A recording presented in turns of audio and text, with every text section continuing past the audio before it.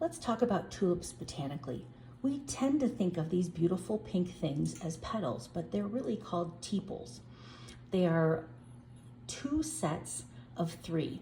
The outermost one, in other flowers like a rose, you think of as sepals.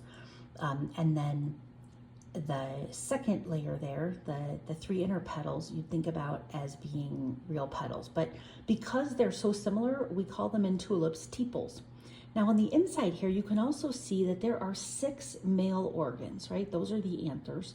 And then on the very inside is the female part of the organ of the flowering tulip. So there's 4 whorls, W-H-O-R-L-S.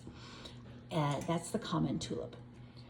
You can see that difference between tepals and sepals more significantly as it ages. So do you see these? There's 3 kind of outer petals or tepals and then 3 inner ones.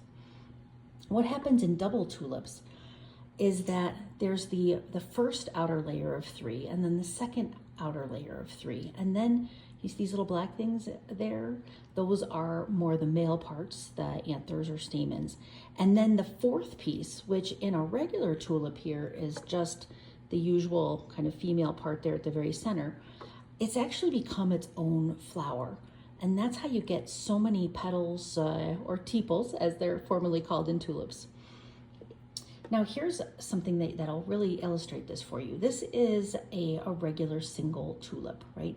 There's 6 total tepals, a layer of 3, another layer of 3, and then you can see the 6 male parts, the anthers, and then in the very center is the female part. And then that same tulip type here, now we're at a blue spectacle tulip. This one, same type, but it's basically a flower with a flower inside. I hope you found this interesting. It's fascinating how tulip genetics work. Glad to have you here. Appreciate you coming by.